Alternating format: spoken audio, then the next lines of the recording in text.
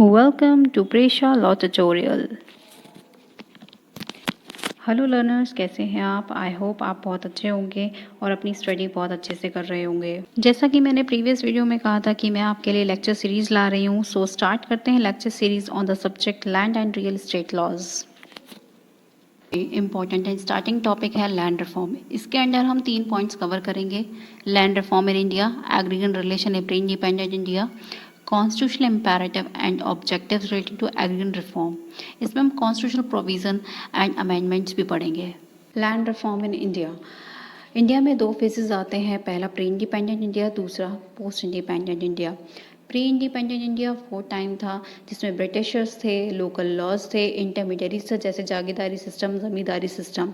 दूसरा post independent India after independence की बात करता है, जिसमें गवर्नमेंट इनिशिएटिव्स ला रही थी, रिफॉर्म्स ला रही थी related to land holders, land tenancy या एग्रीकल्चर लैंड्स को लेकर। लैंड रिफॉर्म इन इंडिया में हम meaning, objective, need, components, impact, इन सभी पॉइंट्स को लेकर कवर करेंगे। Meaning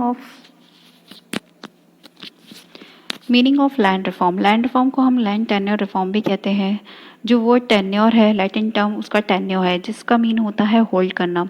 so basically land reform land ownership या लैंड होल्डर को लेकर लॉ में जो भी चेंजेस आए उसको कहा गया है। इस अरेंजमेंट से फार्मर्स होल्ड कर सकता है, कंट्रोल कर सकता है लैंड पर, जिससे कि वो उस कंडीशन में लैंड को यूज़ कर सके और उस पर रह भी सके।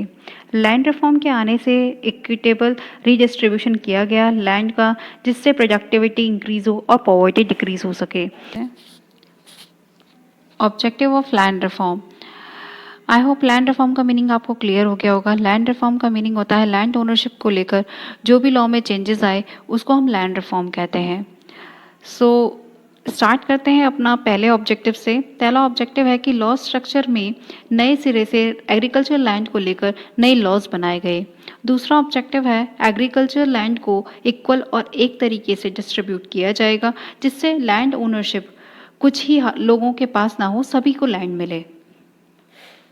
तीसरा ऑब्जेक्टिव है कि इंटरमीडियरीज जैसे जागीरदारी सिस्टम, ज़मींदारी सिस्टम, ये जो सिस्टम्स थे, ओनरशिप सिस्टम था, इन सबको एबॉलिश किया जाए।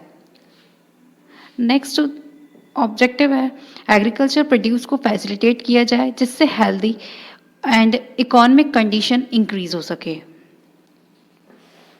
है almost all agriculture land before independence zamindari system पर चलती थी, जिससे पुअर फार्मर्स और लैंडलेस जो फार्मर्स थे उनको एक्सप्लॉइट किया जाता था जमींदार्स के द्वारा, जागीरदार्स के द्वारा। जो एक्सप्लॉइटेशन किया जाता था पुअर फार्मर्स का, उसे रोका जा सके, उससे एलिमिनेट करने के लिए ये ऑब्जेक्टिव बनाया। लास्ट इज एग्रीकल्चर प्रोडक्शन को इंक्रीज कर सकें, सभी में इक्वलिटी और कोऑपरेशन हो सके और सभी लोग कोऑपरेटिव फार्मिंग को डेवलप कर सकें। इन्हीं सभी ऑब्जेक्टिव्स को लेकर लैंड रिफॉर्म्स इंडिया में आए। Need for land reform. Land reform की क्यों ज़रूरत थी? लैंड रिफॉर्म को लाने की ज़रूरत ये थी जिससे कि लैंड का रीडिस्ट्रीब्यूशन हो सके, जिससे कि सोशल पैटर्न ऑफ सोसाइटी बन सके। इस एफर्ट्स में इनइक्वलिटी रिड्यूस हो लैंड ओनरशिप को लेकर। दूसरा था कि जिससे लैंड सीलिंग और सरप्लस लैंड को डिस्ट्रीब्यूट किया जा सके पुअर और मार्जिनल फार्मर्स में, ताकि लैंड होल्डर को ceiling limit, maximum size limit की जाए और जो भी उसके पास लैंड हो उसे लेजिटिमाइज की जाए। जितने भी टेनेंसी थे उनको रजिस्टर किया जाए विलेज पंचायत के साथ, जिससे कि और एक इस्टेब्लिशमेंट हो रिलेशन का टेनेंसी को लेकर, मतलब लैंड होल्डर को लेकर और उनकी सीलिंग को लेकर। सीलिंग रूरल पॉवर्टी को रिमूव किया जाए, प्रोडक्टिविटी ऑफ एग्रीकल्चर को इंक्रीज किया जाए और ये देखा जाए कि सभी के पास एक पीस ऑफ लैंड ज़रूर होना चाहिए, ये उनका राइट है। Components of land reform of independent India.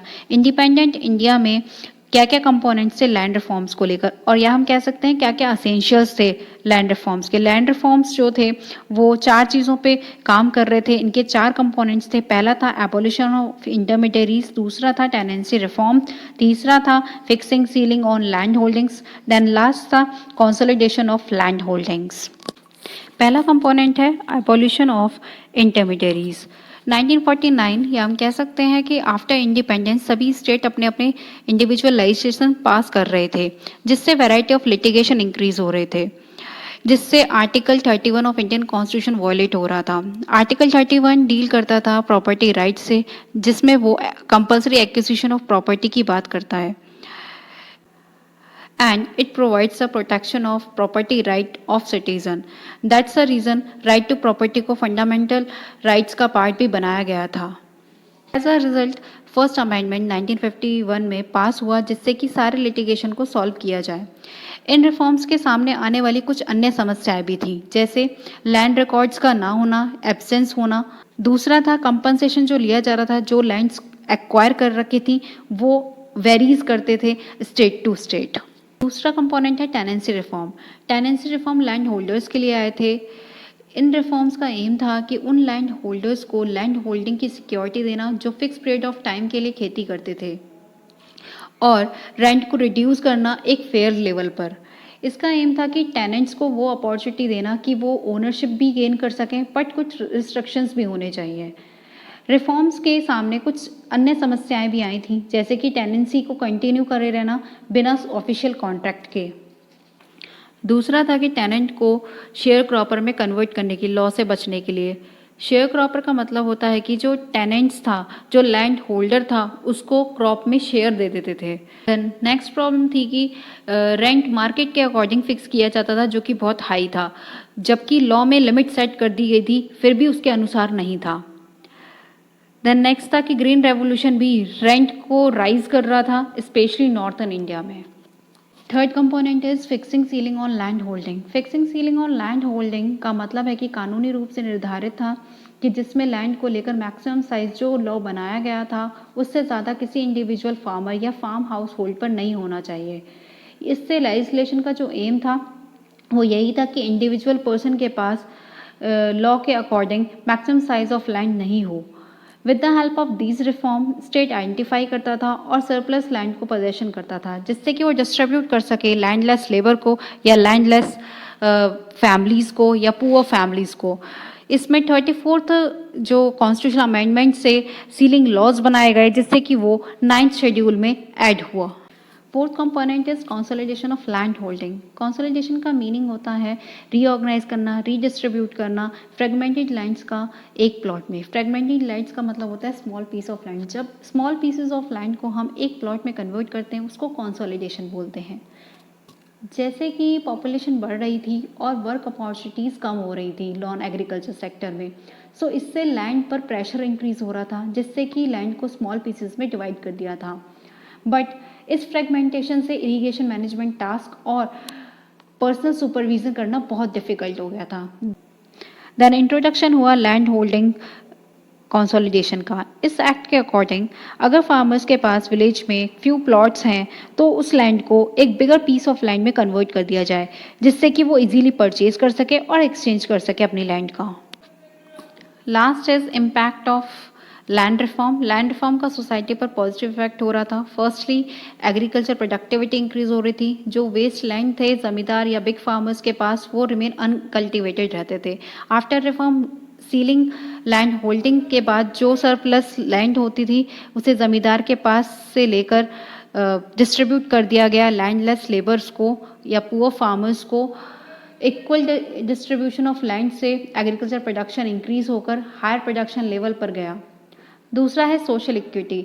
Land ceiling का रीजन से विलेजर्स में इनइक्वलिटी कम हुई, इंटरमीडिएट राइट्स को एबॉलिश किया गया, लोगों में जो एक दूसरे के लिए सहयोग के काम करने को प्रमोट किया गया, जिससे कि कोऑपरेटिव फार्मिंग डेवलप हो सके।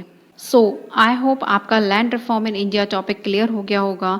तो मिलते हैं हम नेक्स्ट वीडियो में अपने नए टॉपिक के साथ, aggregate relation in pre independent India. Thank you for watching my video. For more videos watch, study, like and subscribe my channel.